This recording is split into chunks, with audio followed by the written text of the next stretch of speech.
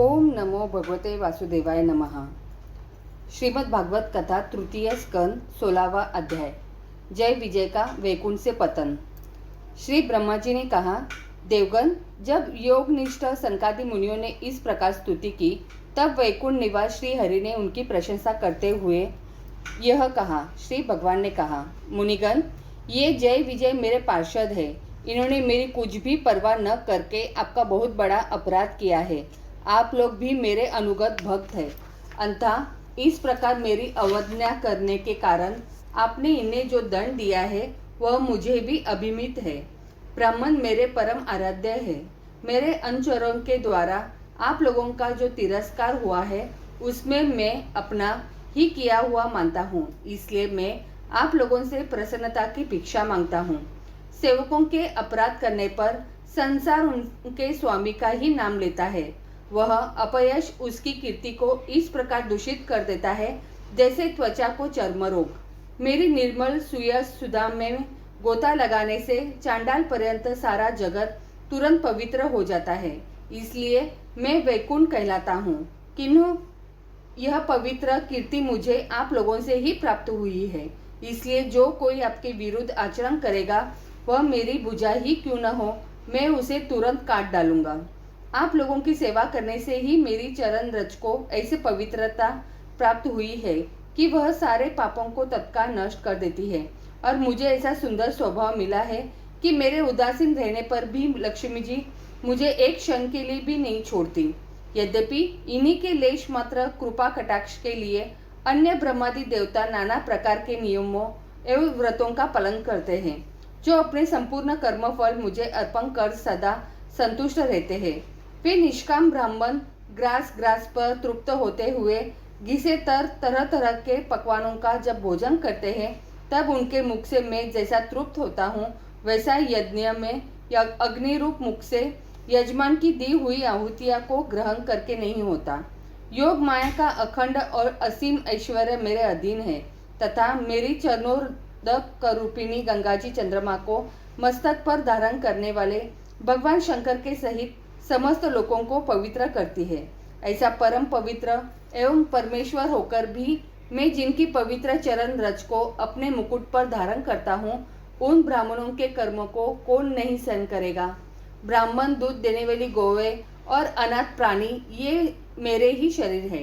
पापों के द्वारा विवेक दृष्टि नष्ट हो जाने के कारण जो लोग इन्हें मुझे भिन्न समझते हैं, उन्हें मेरे द्वारा नियुक्त यमराज के क्रोध जैसे दूत, जो संपर्क के समान क्रोधी है, अत्यंत क्रोधित होकर अपनी चोंचों से नोचते हैं। ब्राह्मण तिरस्कार पूर्वक कटु भाषण भी करे तो भी जो उसमें मेरी भावना करके प्रसन्न चित्त से तथा अमृत भरी मुस्कान से युक्त मुख कमल से उसका आदर करते हैं, तथा जैसे रूठे हुए पिता को पुत्र और आप लोगों को मैं मनाता हूँ, उसी प्रकार जो प्रेम पूर्ण वचनों से प्रार्थना करते हुए उन्हें शांत करते हैं, वे मुझे अपने वश में कर लेते हैं।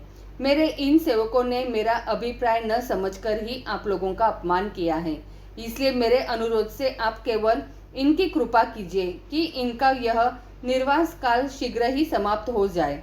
यह अपने अपराध के अनुरूप अधम गति को भोगकर शीघ्र ही मेरे पास लौट आए। श्री ब्रह्मा जी कहते हैं, देवताओं, सनकादि मुनि क्रोध रूप से सर्प से डसे हुए थे, तो भी उनका चित्त अंतकरण को प्रकाशित करने वाली भगवान की मंत्रमयी सुमधुर वाणी सुनते सुनते तृप्त नहीं हुआ। भगवान की उक्ति बड़ी हुई मनोहर और थोड़े अक्षर वालों थी, किंतु वह इतनी अर्थपूर्ण, सारयुक्त, दुर्विज्ञेय और गंभीर थी कि बहुत ध्यान देकर सुनने और विचार करने पर भी वे यह न जान सके कि भगवान क्या करना चाहते हैं। भगवान की इस अद्भुत उदारता को देखकर वे बहुत आनंदित हुए और उनका अंग पुलकित हो गया। फिर योग माया के प्रभाव से अपने परम ऐश्वर्य का प्रभाव कर प्रकट करने वाले प्रभु से वे हाथ जोड़कर कहने लगे। मुनियों ने कहा, स्वप्रकाश भगवान, आप सर्वेश्वर होकर भी जो यह कह रहे हैं कि यह आपने मुझ पर बड़ा अनुग्रह किया है, सो इससे आपका क्या अभिप्राय है, यह हम नहीं जान सकते। प्रभु, आप ब्राह्मणों के परम हितकारी हैं। इससे लोक शिक्षा के लिए आप भले ही ऐसा माने कि ब्राह्मण मेरे आराध्य देव है। वस्तुतः तो ब्राह्मण तथा देवताओं के भी देवता ब्रह्मादि के भी आप ही आत्मा और आराध्य देव होए। सनातन धर्म आपसे ही उत्पन्न हुआ है। आपके अवतारों द्वारा ही समय समय पर उसकी रक्षा होती है तथा निर्विकार स्वरूप आप ही धर्म के परम गुह्य रहस्य है। यह शास्त्रों का मत है। आपकी कृपा से निवृत्ति परायण योगीजन सहज में ही मृत्यु रूप संसार सागर से पार हो जाते हैं। फिर भला दूसरा कोई आप पर क्या कृपा कर सकता है? भगवान, दूसरे अतिथि जन जिनकी चरण रज को सर्वदा अपने मस्तक पर धारण करते हैं, वे लक्ष्मी जी निरंतर आपकी सेवा में लगी रहती है। सो ऐसा जान पड़ता है कि भाग्यवान भक्तजन आपके चरणों पर जो नूतन तुलसी की मालाएं अर्पण करते हैं, उन पर गुंजार करते हुए भौरों के समान वे भी आपके पाद पद्मों को ही अपना निवास स्थान बनाना चाहते हैं, किंतु अपने पवित्र चरित्रों से निरंतर सेवा में तत्पर रहने वाली उन लक्ष्मी का भी आप विशेष आदर नहीं करते। आप तो अपने भक्तों से ही विशेष प्रेम रखते हैं। आप स्वयं ही संपूर्ण भजनीय गुणों के आश्रय है। क्या जहाँ तहाँ विचरते हुए ब्राह्मणों के चरणों में लगने से पवित्र हुई मार्ग की धूली और श्रीवत्स का चिन्ह आपको पवित्र कर सकते हैं? क्या इनसे आपकी शोभा बढ़ सकती है? भगवान, आप साक्षात धर्म स्वरूप है। आप सत्यादि तीनों युगों में प्रत्यक्ष रूप से विद्यमान रहते हैं तथा ब्राह्मण और देवताओं के लिए तप, शौच और दया अपने इन तीनों चरणों से इस चराचर जगत की रक्षा करते हैं। अब आप अपनी शुद्ध सत्वमयी वरदायिनी मूर्ति से हमारे धर्म विरोधी रजोगुण तमोगुण की दूर कर दीजिए। देव, यह ब्राह्मण कुल आपके द्वारा अवश्य रक्षणीय है। यदि साक्षात धर्मरूप होकर भी आप सुमधुर वाणी और पूजनादि के द्वारा इस उत्तम कुल की रक्षा न करें, तो आपका निश्चित किया हुआ कल्याण मार्ग ही नष्ट हो जाए, क्योंकि लोग तो श्रेष्ठ पुरुषों के आचरण को ही प्रमाण रूप से ग्रहण करता है। प्रभु, आप सत्वगुण की खान हैं और सभी जीवों का कल्याण करने के लिए उत्सुक है। इसी से आप अपनी शक्ति रूप राजा आदि के द्वारा धर्म के शत्रुओं का संहार करते हैं, क्योंकि वेद मार्ग का उच्छेद आपको अभिष्ट नहीं है। आप त्रिलोकीनाथ और जगत प्रतिपालक होकर भी ब्राह्मणों के प्रति इतने नम्र रहते हैं, इससे आपको तेज की कोई हानि नहीं होती। यह तो आपकी लीला मात्र है। सर्वेश्वर इन द्वापर पालों को आप जैसा उचित समझे वैसा दंड दे अथवा पुरस्कार रूप में इनकी वृत्ति बढ़ा दे। अब निष्कट रूपट भाव से सब प्रकार आपसे सहमत है, अथवा हमने आपके इन निरपराधार अनुचरों को शाप दिया है, इसके लिए हम ही को उचित दंड दे, हमें वह भी सहर्ष स्वीकार है। श्री भगवान ने कहा, मुनिगण, आपने इन्हें जो शाप दिया है, सच जानिए वह मेरी ही प्रेरणा से हुआ है। अब ये शीघ्र ही दैत्य योनियों को प्राप्त होंगे और वहाँ क्रोधावेश से बढ़ी हुई एकाग्रता के कारण सुदृढ़ योग संपन्न होकर फिर जल्द ही मेरे पास लौट आएंगे। श्री ब्रह्मा जी कहते हैं, तदंतर उन मुनीश्वरों ने नयनाभिराम भगवान विष्णु और उनके स्वयं प्रकाश वैकुंठ धाम के दर्शन करके प्रभु की परिक्रमा की और उन्हें प्रणाम कर तथा उनकी आज्ञा पाकर भगवान के ऐश्वर्य वर्णन करते हुए प्रमुदित हो वहां से लौट गए। फिर भगवान ने अपने अनुचरों से कहा, जाओ, मन में किसी प्रकार का भय मत करो, तुम्हारा कल्याण होगा। मैं सब कुछ करने में समर्थ होकर भी ब्रह्म तेज को मिटाना नहीं चाहता, क्योंकि ऐसा ही मुझे अभिमत भी है।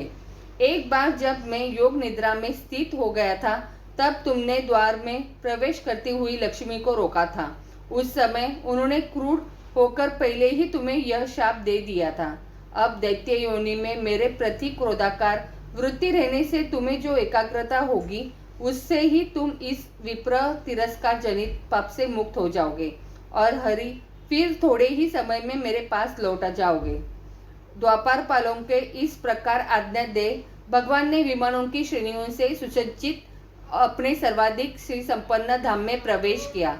वे देव श्रेष्ठ जय विजय तो ब्रह्म शाप के कारण उस अलंघनीय भगवत धाम में ही श्रीहीन हो गए तथा उनका सारा सर्व गलित हो गया।